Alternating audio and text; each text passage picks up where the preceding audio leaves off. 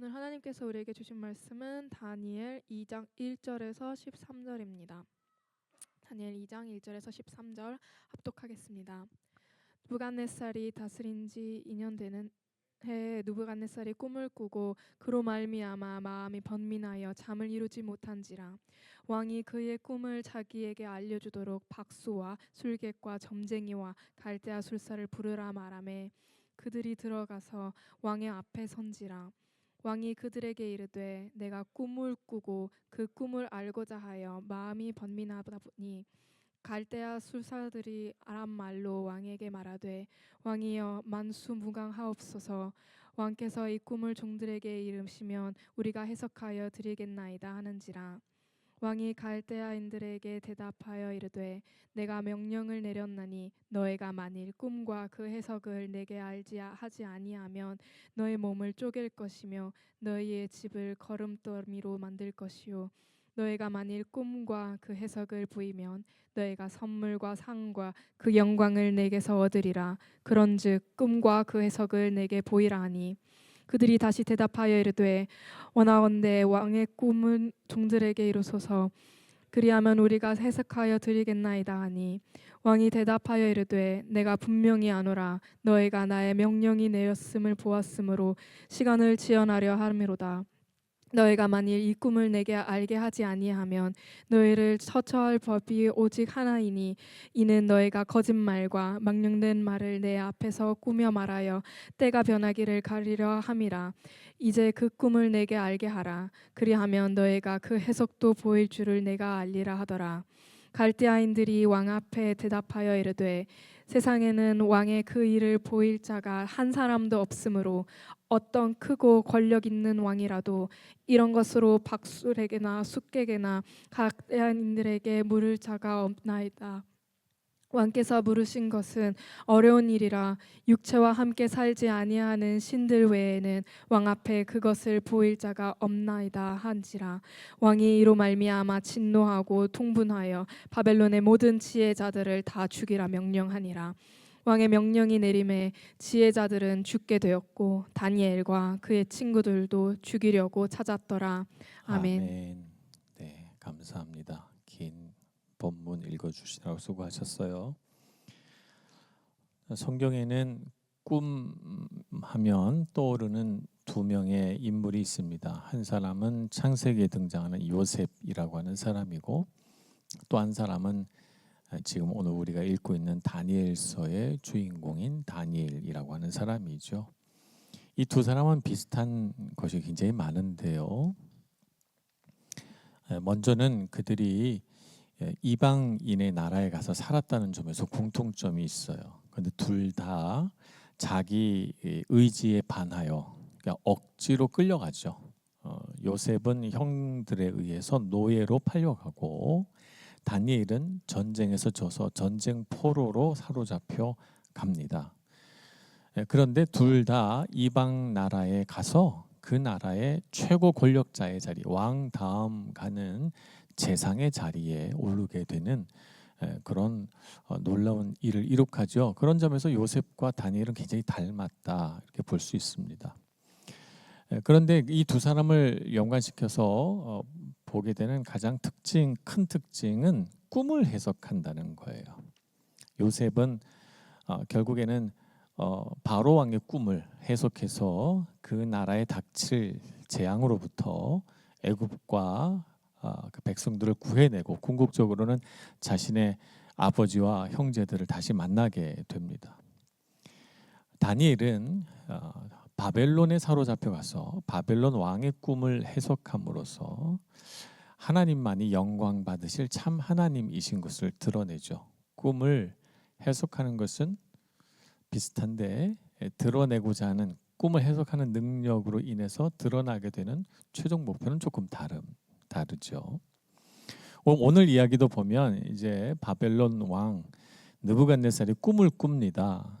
그런데 자기가 이런 꿈을 꿨다라고 하면 또 뭐 여러 가지 해석이 나올 걸 이제 아니까 테스트해 보려고 내 꿈도 알아맞혀 봐라. 뭐 이렇게 하는 것 같기도 하고 또 다른 한편은 우리가 꿈을 꾸고 일어나면 꿈이 잘 생각이 안 나잖아요.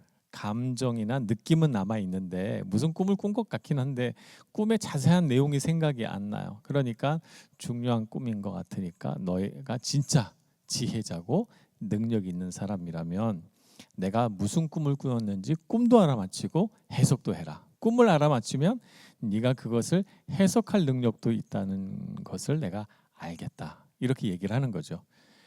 그래서 그 나라에 지혜자란 지혜자는 다 모입니다. 뭐 도수를 부리는 사람, 술객이라고 합니다. 술객. 술객은 술을 마시는 사람을 말하는 게 아니에요. 도수를 부리는 그런 사람을 술객이라고. 점장이, 주술사.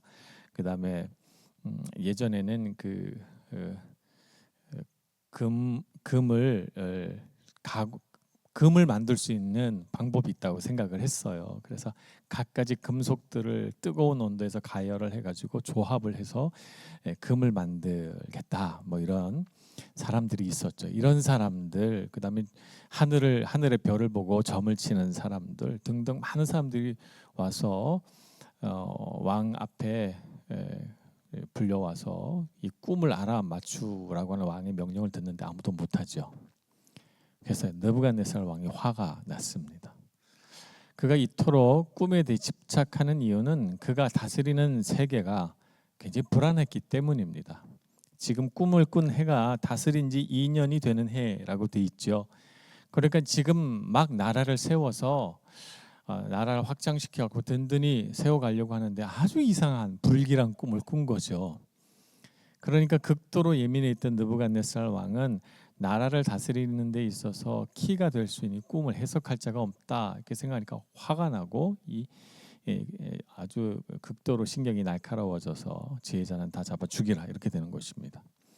다니엘과 그 친구들은 왕궁에서 훈련받고 있었어요. 한 3년 정도 걸린다고 해서 거기서 바벨론의 학문들을 배우고 있다가 정말 왕궁에서 어떤 일이 일어난지도 모른 채 지휘자를 다 잡아 죽이기로 했다. 너희들도 죽을 거다. 이렇게 하니까 너무 황당하죠.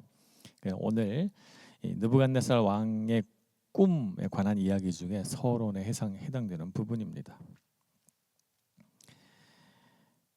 예전에는 꿈을 해석하는 사람, 이런 사람을 지혜자라고 불렀습니다. 오늘도 이런 술객들과 점장이들 이런 다 합쳐서 그들 전체를 뭐라고 하냐면 지혜자들이라고 합니다. 오늘날처럼 과학이 발달하고 그 문화와 과학의 분야들이 나눠져 있는 때는 점장에는 점장이 근거가 없는 것이고 과학은 과학자, 학문은 학자 이렇게 부릅니다만 당시에는 이런 모든 것들 다 통틀어서 지혜자라고 불렀습니다. 그러니까 꿈을 해석하는 사람도 지혜자에 들어가는 것이죠. 그들이 하는 것은 뭐냐면 자연 현상, 눈에 보이는 어떤 자연 현상 혹은 사람이 경험한 그 경험의 어떤 이면에 보통 사람은 잘 볼 수 없는 그 이면에 도사리고 있는 의미를 꿰뚫어 보는 자들을 지혜자라고 했죠. 그래서 그런 지혜자들이 나라의 지도자가 돼서 그래서 왕을 보좌하도록 그렇게 한 것입니다. 그래서 왕이 꿈을 꾸고 그렇게 능력을 가지고 나를 보좌해 줄 수 없단 말이냐? 그렇다면 너희들은 다 쓸데없다. 이렇게 된 것입니다. 지혜자에게 정말 필요한 것은 뭐냐면 해석의 능력이에요. 요셉도 꿈을 꾸는 자였다가 어렸을 땐 꿈을 꿨죠. 그런데 나이가 들어서 요셉의 꿈은 더 이상 등장하지 않습니다. 꿈은 어렸을 때 꾸고요. 그 이후에 요셉이 꿈을 꾸었다는 얘기는 없어요. 어떤 사람이 되죠? 꿈을 해석하는 자가 됩니다. 다니엘은 꿈을 꾸는 사람이 아니었어요. 처음부터 꿈을 해석하는 자죠. 말하자면 지혜자는 뭐냐면 해석하는 사람이에요. 오늘날 이 세상이 필요로 하는 사람이 어떤 사람이에요? 해석할 줄 아는 능력을 가진 사람이에요. 우리 성경에서는 이런 사람을 영적 분별력을 가진 사람 이렇게 부릅니다. 해석할 줄 알아야 되겠죠. 많은 사람들이 오늘날이 우리가 살아가는 이 세대를 해석할 줄 모르고 이 세대를 분별할 줄 모르기 때문에 그냥 자기 앞에 닥치는 대로 사는 거예요. 그래서 많은 사람들이 드리지 않아도 될 물질을 드리고 희생하지 않아도 될 시간과 물질을 희생해 가면서 대가 지불을 하면서 이 세상을 살아가게 되는 것이죠. 그러니까 우리가 지혜자가 된다는 건 뭐냐면 세상을 해석할 줄 아는 능력, 영적 분별력을 가져야 된다는 것입니다. 하나님은 그런 능력을 우리에게 훈련시키시고 그런 사람으로 이 세상을 살아가도록 처음부터 사람을 창조했을 때부터 그렇게 하셨어요. 창세기 1장에 보면 하나님이 창세기 1장 18절에 뭐라고 말씀하시는가 하면 사람이 혼자 사는 것이 좋지 아니하니 내가 아담에게 돕는 배필을 주리라 이렇게 말합니다. 그리고 나서 하나님이 바로 아담의 갈비뼈를 가지고 하와를 만들지 않으셨어요. 성경에 보면 이렇게 말씀하시고 나서 바로 19절에 이어서 1장 19절에 아담이 무엇이라고 부르나 보려고 하나님이 동물들을 지어가지고 아담 앞에 데리고 옵니다. 그리고 이들의 이름을 붙여보라 이렇게 시키죠. 그래서 아담이 하나님이 데리고 온 동물들을 보면서 사슴, 곰, 토끼 이렇게 이름을 붙이는 거죠. 근데 여러분 자연을 한번 가만 보면 모든 것이 다 종류대로 한 쌍씩 있죠. 두 마리씩 있어요. 암컷과 수컷. 그죠? 근데 암컷과 수컷이 달라요. 청둥오리는 보면 암컷은 잿빛이지만 그러나 수컷은 화려해요. 청색, 또 흰색, 저 색깔을 제가 정확하게 다 모르겠지만 아주 화려한 색깔 가지고 있습니다. 사슴은 수컷은 뿔이 아주 화려하게 나지만 암컷은 뿔이 없어요 머리에. 비슷한데 달라요.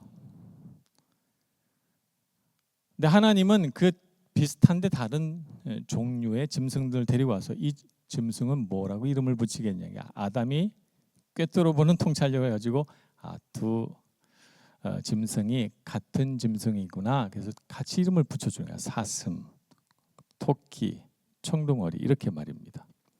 그러면서 뭘 깨달으라는 거야? 그런데 나는 혼자네.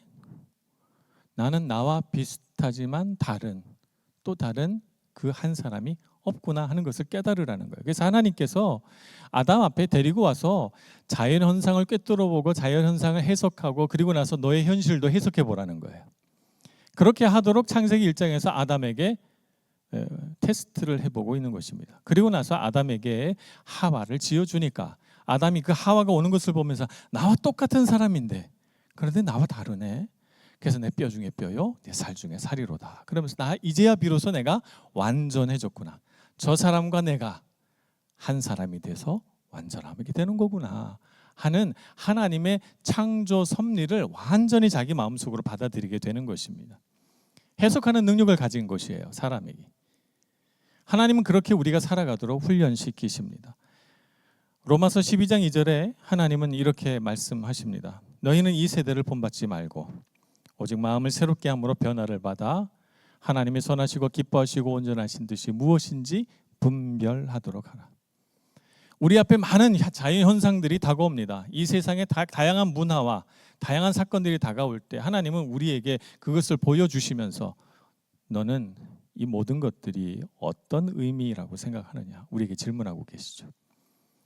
그래서 그 가운데 하나님의 선하시고 기뻐하시고 온전하신 뜻이 있음을 우리에게 가르쳐 주시고 그것을 가지고 세상을 꿰뚫어 보고 이 세상을 해석하고 하나님의 뜻대로 살아가라는 거예요. 그럴 책임이 우리에게 주어져 있고 그럴 능력을 우리에게 주셨다고 말씀하고 계시죠. 그런데 문제는 뭐예요? 많은 하나님의 백성들이 그런 능력을 가지고 있다고 생각하지 않고 그런 능력이 있어도 발휘하지 않고 그런 능력이 없는데도 세상 지혜를 따라가면서 하나님의 뜻과는 전혀 다른 인생을 살더라는 거예요. 그래서 이사야서 6장에 보면 하나님이 이사야 선지자를 세상에 보내시면서 뭐라고 말씀하셔요? 이 백성이 하나님을 떠났으니 그들의 눈이 보기는 보아도 알지 못하며 그들의 귀가 듣기는 들어도 깨닫지 못하게 하라. 하나님 그렇게 말씀하셔요.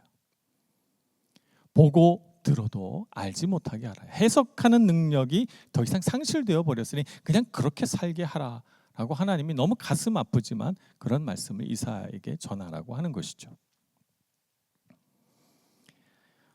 예수님도 이 땅에 오셔서 하나님의 아들이심을 분명히 천명하시고 정말 자연 현상으로는 절대 일어날 수 없는 초월적인 힘을 보여주셨어요. 장님의 눈을 뜨게 하고 앉은 맹이가 걷게 하고 귀신 들린 자가 귀신이 나가며 온전케 되는 역사가 일어나고 그의 입에서 선포되는 말씀은 신비롭고 조화롭고 하나님의 말씀과 같고 권위 있는 말씀과 같이 들렸어요. 그러니까 예수님을 바라보면 와, 정말 이 땅에 오신 그리스도시요 하나님의 아들이시구나 생각이 들어야 돼요.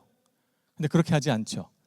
예수님을 향해서 그 무수한 표적을 행했음에도 불구하고 우리에게 표적을 보여달라라고 말하고 귀신을 힘입어서 귀신을 쫓아낸다 이렇게 비방하고 먹기를 탐하고 죄인들의 친구가 되었다라고 말하면서 예수님이 갖고 있는 영성을 깎아내리기에 급급한 많은 사람들을 경험하게 되지요. 그래서 예수님 뭐라고 말씀하십니까? 요한복음 9장 41절에 보면 예수께서 이르시되 너희가 맹인이 되었더라면 죄가 없으려니와 본다고 하니 너희 죄가 그대로 있느니라 이렇게 말씀하십니다. 우리는 맹인이 아니다. 우리는 다 볼 줄 안다. 그러면서 예수님도 못 알아보는 거예요.